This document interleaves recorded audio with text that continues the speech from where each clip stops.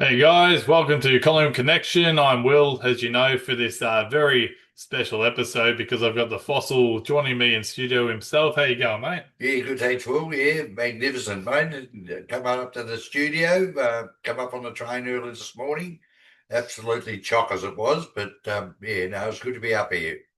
Yeah, no, it's a few people getting around, and the train being free is probably a nice way to get going this weekend. So, this preview episode for the Gather Round clash between Collingwood and Fremantle, 7:40 tomorrow night at Adelaide Oval. I've just got a bit of a timestamp here. The teams are about to be released at 6:20 on Thursday, so we're going to bring those teams out as soon as possible, as soon as they arrive. Firstly, I'll just quickly touch on the opposition. So. Obviously, we've got the Dockers this week. They're in fourth place at the moment with a 3-1 record. They've won three on the trot since that round one loss to Geelong. And you have to say they're in fine form, Fossil, defeating the Crows by 2 points last week, which I think is a really nice lead into Adelaide or Gather Round because they played there last week and they'll be chock full of confidence, very hard to beat. Only one player on their long-term injury list too, with McDonald, Frederick and Young all almost already set to put their hands up. So a very strong Fremantle side, and it's just jumped on 6:21. So let's have a look at the Collingwood team fossil as it comes through. Well, I guess everyone's been holding their breath to see what the changes would be. So just having a look at the lineups now and the changes this week, fossil. Yes, we've got Will Parker, No, Buller. no, where are you reading from? No, the Oh, in here we are. there, fossil. Sorry, boys. Yeah, so we've got Pendlebury, Dacos, and Anderson. Out goes Hayes, Sullivan, and Edward Allen. So yeah, well, Dacos and Pendlebury. Hopefully, Dacos is fit. Well, that's the main thing. So they were still a little bit worried about his calf, but congratulations to young Angus Anderson. He had a good game last week in the twos and thoroughly deserves his spot in the side. So hopefully he continue on his good form and help the Pies out in the midfield. He's a bit of a tough nut, hard at it. So and that's what we need because the midfield hasn't been actually on fire lately. So hopefully he can give us a bit of a lift and a bit of running through the middle of the ground. Will. Yeah, exactly. So the no changes there for Fremantle. We're just looking at the screen here, guys. Yeah, so pretty strong team as they were last week. Frio, Mason Cox is the emergency, so no reunited there with the Collingwood faithful. But yeah, three. Well, we're still a short side. Obviously, there was a bit of talk about will we swap our tools around or some people, we've got Parker, Buller, and Hayes on the emergency list. I thought Buller might come in to even go down forward and have McStay go down back or some sort of support because Freo have a pretty tall side as they do most weeks. So will be a very interesting matchup there tomorrow night. We'll start off with my main matchup. I'll go first here, Fossil, and like I said, that defense is really going to be tested without more. And the Dockers, well, they're prancing pony. Voss, he kicked six career goal, oh, sorry, career high 6 goals last week. That was at the MCG. So yeah, pretty much tore us apart and helped Freo come back to beat us. Tracy, their most dangerous forward, obviously. So I think Frampton might go to him, but there's Jai Amos and Jackson to try and hold them as well, along with Tracy and Voss. So very hard match up for our defenders. They're going to be a bit short come tomorrow night. Yes, I think so too. Well, yeah, and other than that too, like Freo, 5 of the last 6 games they've played at the venue have been decided by under 10 points. So they've got no worries about playing the ground. I know we play well there too, but like you said, we look like we're a bit light on. So I think in the midfield, with Darcy and Jackson. I think, if Jackson goes down forward, they might have to send Cameron down there and leave young Steen to do the rucking because, like I said, if they get the ball in quickly and we can be getting smashed in the midfield, the back line's going to be under a fair bit of pressure, I think. And, especially height wise, I can see why probably Cox didn't get a game because Darcy and Jackson have been doing the job for Freo, but they're very quick. They've got a good midfield. They've got Sarong, Brayshaw, O'Meara, Bolton's been going through there, and I think Warner is it the one that'll take Wagner, Wagner, Wagner. yeah, he'll probably get the job on Dacos if he does play, but it's still touch and go. So Steele and Cameron, the rucks are going to have to be really on the ball, and De Goey, Anderson, Nick Dacos, Pendlebury, McQuarrie and Cripsey, you're just going to have to help each other out in the midfield because the way we've been going lately, if they get on top, we could be in for a tough evening's work. But I'm sure the guys will go down there and give it their best shot. But they're just going to have to help each other out all over the ground. And our field kicking, which was really good last year, that last one inside 50. This year we've turned the ball over a bit, and with the other opposition's leg speed, we've been caught out a little bit. So the midfield are going to really have to play their hearts out, I think, Will, to stop the Freo from kicking and winning score. But it's going to be a tough game. But hopefully the boys can give it their best shot and help each other out, and we'll see how we go. Yeah, exactly. It all starts in that midfield, as they say. But a couple of concerning stats. Had a look through the last four games, and it's pretty obvious to Collingwood supporters the contested possessions and centre clearances. We've I think only won one of those games in contested possessions, and I don't think we've won one yet. Or I think we broke even against the Giants in centre clearances. We're minus 73 for contested and minus 21 for centre clearances, which is pretty damning. It's interesting that two ruckman Cameron seems like he's been affected a bit. He was playing a lot better last season with someone pinch hitting and playing majority of the game, but we're trying to get some time into Steen, and he obviously gets another crack tomorrow night. But does look like it's affecting Cameron, and he might need to adjust to these new rules, and so he's spending a bit more time down forward and in defence. So hopefully he's going to have to probably give that defence a chop out this week, and hopefully they can turn it around. I'll just zip back over to the changes that we had there.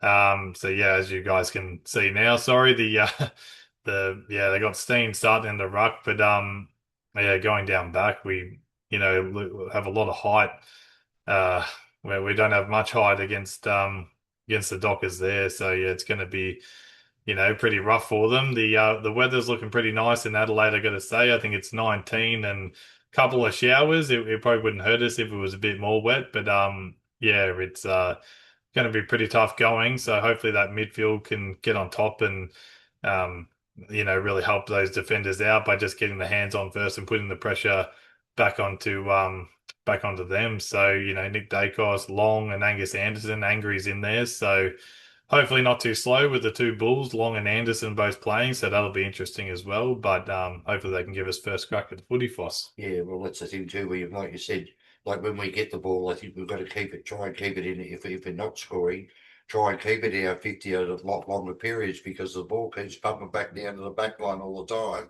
And they're under the hammer. They can only do so much. And if you have a look, probably through the last 3 or 4 weeks, probably three out of our top five of best players have probably been backmen because the ball's been down there all the time. Other than the Dacos boys, like you've had Yeah, Dan Houston, he's been on fire. Houston, Yeah. Quanar and Maynard and these sort of guys, like that if your mids aren't getting into your best players, other than Joss and Nick, this is where the other guys have got to really step up because if they don't, when we get smashed in the midfield, like you said, with the height they got down in their forward line, the boys are going to really struggle. So, they're going to have to play good team defence. And when we've got the ball, even if we're not scoring, at least keep the ball and hang on to it and play at our pace. Because if it just keeps going in and in and in, your back line can only do so much. It doesn't matter how good they are. And like you said, with that tall timber down there, and it looks like the weather's going to be fine. So, the boys are going to be really have to be on the ball. So, hopefully they can, a lot of them can pick up and get back to their best form because there's a few that are sort of, they're in and out of the game for little bits and pieces, but we need them, especially our better players. Pentas will help out. He's a general there, so he'll help sort him out a little bit. But that midfield really and our kicking around the ground's really got to improve, William, or else we're going to be in big trouble. Well, they do play the Adelaide Oval fairly well, our Pies, so hopefully they can get back into form. And we've been on a win-loss ratio all year, so hopefully we're back to the winners list and we can start getting some consistency in our results there. So we'll get to our predictions for the game. So most disposals, I've gone with your boy Joshy Dacos. I reckon 29 for him. Nick's going to get that tag in. Last year they even though he's a bit injured, they did rest him forward for a while, so they might try that again against Wagner and see if they can, find him out in defence. Most goals, I've gone a little bit left field this week. I think our boy Sidebottom will kick 3 goals. He did that in the final last year in that qualifying final against Adelaide. So hopefully the same venue we can do some damage there. And even though I think this one's going to be fairly tough, and I usually don't tip the Pies by much if I think that, but I'm going to go the Pies by 10 points with Pendlebury returning. So the big 1-0 for him. What about yourself? Yeah, no, well, yeah, well, I'm going for Houston again. I think he's in really good form. So I think, the ball will be down there a fair bit. So I think he'll be a leading possession when it was 27. I think McStay, last week he kicked 4, could have kicked 6 or 7, done a couple of silly little things. But, I think his confidence will be up a bit. But he marked the ball well, which is good. So they've just got to get it into him quickly, and the others get out of his road and let him mark the ball. And, anywhere between 25 and 30, none of these little dicky kicks over the top where he needs to be kicking them. So I think he'll kick 3. And I think the Pies, they might just sneak home with him, and I think they might get up by 7 points. That's all right. A win's a win. We'll take it. I think all Pies fans can agree with that. And both sides at the venue, they like their nail biters, so we might be in for a single-digit margin, as it looks like. So, fingers crossed, guys. And I'll just bring up for this week, our game day competition is going to start this week, Fossils. Mhm. So. Very exciting. We have a Facebook group now, but it's under Flag Pies. So the word flag and pies put together, which is a nice ring to it. You have to like the page to be in the running, and I will have a link here in our YouTube channel and vice versa. You'll find us there on Facebook as well if you do have it. So $20 gift voucher up for grabs for someone who has a crystal ball. It's free, so may as well just give it a crack.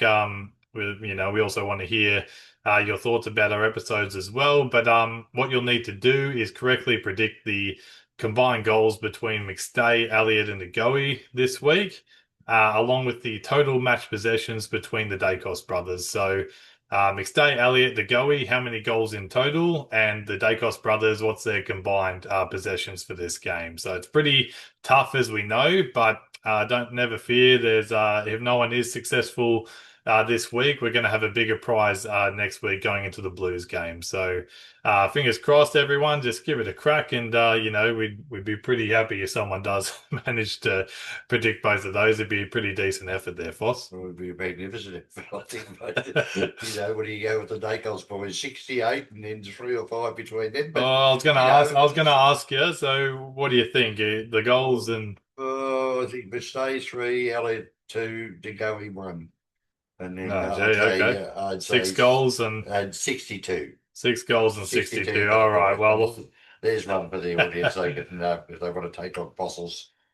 well, they might just copy and paste that. Well, So they might just do that too, will you? But yeah, no, but good luck anyway. But you got to be in it to win it, and I hope everybody has a crack, and we'll see what happens. yeah, exactly. Yeah, well, hopefully it goes well, and yeah, hopefully a nice game tomorrow night. I think a few Pies fans might be a bit nervous, but we're usually more nervous than the players themselves. So hopefully they can make a good account for themselves and kick off the weekend right, Fossil, Yeah, before we come back for our review. And I will in the review episode go through those results, and yeah, if no one is successful, we'll roll that prize onto next week. So give it a like, guys, and same with our YouTube channel. Give us a subscribe and like for our videos, and we love to hear your guys' feedback. So we've got a couple of people we'll get back to in our review episode, probably on Saturday or Sunday this weekend. yeah. So And the other thing too as well, I think the army will be in full force over there, so it'll be like a home game. So we've got very good supporters. So